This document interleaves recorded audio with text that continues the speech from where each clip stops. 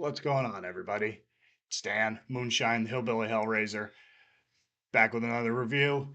And since I have a case of verbal effluvia, and I also forgot that I had samples to add to the Pagan Altar review, I wasn't able to do these as a two-piece review, so have to do this one separately just for the sake of time, because I don't want people to have to sit there and, as much as I'd appreciate everyone watching my stuff from start to finish, I don't think most people are going to watch my stuff for, I think people are going to listen to me talk for a half hour, is as interesting as I may find it to be, but nonetheless.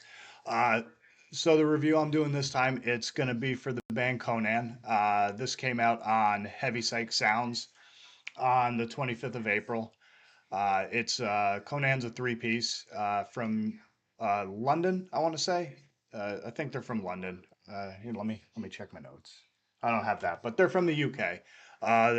They're doom, stoner, sludge, kind of veering into drone territory band.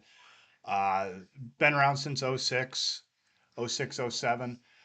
John Davis is the band leader, founder, guitarist, vocalist.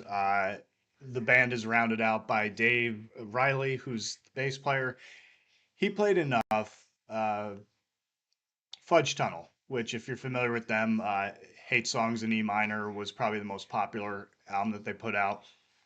They did a cover of Sunshine of Your Love by Cream, which was on MTV. And then I want to say Alex, the guitarist vocalist from the band, he was in Nail Bomb with Max Cavalera. So a little bit of a factoid for you as far as that goes. And then Johnny King is on drums. The album itself, again, like I said, it came out on Heavy Psyche Sound Records. Very cool album. If you're into, they primarily specialize in stoner, doom, sludge. Oh, shoulder just popped.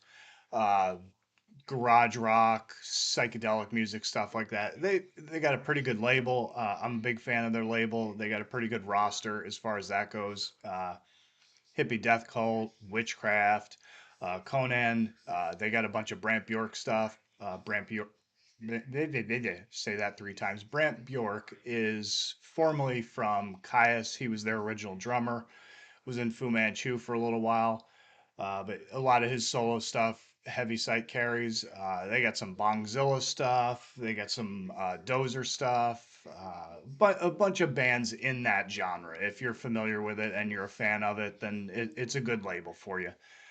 Um, but this was produced by Chris Fielding and mastered by James Plotkin. And the artwork that we're showing right now is by a man named Tony Roberts, who I guess he does all of Conan's artwork from what I gathered. Uh, and overall, to describe Conan, really a lot of the appeal with them is the tone, the guitars, like the just the sonic brutality that they have with just this very heavy, viscous guitar tone. Lots of fierce pounding drums. Lyrically, it's a lot of fantasy stuff. Lots of veering more towards like if you're into Robert E. Howard or Dungeons and Dragons, Sword and Sandal movie kind of stuff. That would be more along the lines of what they do. If the name of the band wouldn't give that away. But I guess recently, according to John, he was watching a lot of the news, and a lot of that started to bleed into when he was writing songs. And I guess he was saying, particularly for this one, he didn't really want to do that, so he ended up he tried to steer clear of doing all that and going more with like the fantasy element, like the sword and sorcery and barbarians and warfare and stuff like that, but not like modern warfare, more like the wizards and goblins and jacked up dudes with axes and gigantic swords slicing the heads off of hydras and stuff like that. But anyhow, this is 7 tracks, 47 minutes long. There is a deluxe edition which has an eighth track, Vortection. That one is more of a, it's more very drony, instrumental song piece, whatever you want to call it. And it's good, but if you're, I guess I'll talk about this real briefly. If you're not really into drone and stuff like that, that's where that would be the one main drawback I'll say at the jump here before I go into the tracks is that with this being a 59-minute long album, at points it can be because of the style of music, it can become less of a listening experience and more of an endurance test at times, just because it can tend to be and this style has a it's a drawback to this style at times. It can be pretty monotonous and the riffs and the songs can kind of bleed into one another where you really can't tell the difference between one or the other at times. But that minor criticism aside, this is a good one. I really enjoyed it. If you I would say probably four, maybe five out of the main songs are really good. Even the even one song, Warp Sword, you can't even really consider it a song because it's less than a minute long. So very quick. It's there and it's gone. So it's really there really not much going on. But most of the songs are really long. They tend to clock in at around the 10-12 minute mark. But it starts out with Foreman's Flesh. That's a really good, just heavy. I wish I would have wrote notes as far as like the riff patterns of these things, so I could kind of try to describe some of that. But a lot of it's just very chuggy, heavy. And again, the thing with Conan is the guitar tone. That's what gives them their heaviness and the brutality that is kind of a trademark of their sound and the appeal behind the band itself. But goes into Desolation Hex. Again, another very chuggy, heavy guitar riff that's made even heavier just by the tone and the tune of the guitars. They tend to, I believe, if I'm not mistaken, they drop down to an F tuning and use very heavy gauge strings.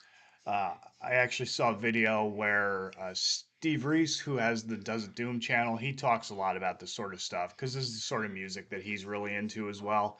And he's a good player, and I think he's actually on the he's on the luthier side of things where he helps with manufacturing guitars. So he was talking about how when he was trying to recreate the tone, he had to file out the last the piece, I don't know the name of it, that holds the string in place between the fretboard and the neck. Uh, the yeah, the headstock, I should say. Whatever that piece is, he had to file it out to make room for the string that he used because I think it was something ridiculous like an 80 gauge, which is extremely thick. But anyhow, that set aside. Um, Total Bicep, that's a really good one. It kind of has a D beat feel into it. The main riff does, and then but it's not like your traditional, like your typical D beat where it's kind of on the fast side, real punky, because they play really slow. So it starts off with a slow D beat and then tapers off into an almost droning type of riff to close out the song. Violence Dimension. That's pretty much another instrumental up until the last minute of the song. It's good. Again, they have I'm I want to say the riffs are pretty memorable, but at the same time, some say, "Oh, if they're so memorable, why can't you remember them?" Well, it's because I don't. My brain doesn't work that way sometimes. I could tell you it's dun, dun, dun, dun, dun, dun, dun, it's something like that, but anyhow, then it goes into Frozen Edges of the Wound. That one is I'm gonna say that's like a 3.5 minute song, something like that. Pretty fast, for this band and this album. This is the other than Warp Sword is the shortest song on the album. And yeah, and then Ocean of Boiling Skin. That was the one where that's where I was really starting to notice that you can it started getting more into an endurance test rather than a listening experience. And that's not a knock on the song. The song's decent, but it just gets to a point where it's so heavy and drony at times that you can kind of like it starts to just bleed into the background, and if you're not like if you even start to not like completely focus on it, at least for me, then it just kind of becomes a bit of background noise. And yeah, and then if you get the deluxe edition, Vortection, again, pretty much just a drone arrangement, and that stuff is, that's hit or miss for me. I got to be in the mood to listen to drone stuff because it can get a bit like, all right, we got it. But yeah. So overall, I would say this is packed with disgusting, thick, syrupy riffs that ooze out of the amps. It's all cranked up to 11 and dropped to F. Lots of pounding, feral, fierce drums on this. John Davis's vocals are really growling and snarly.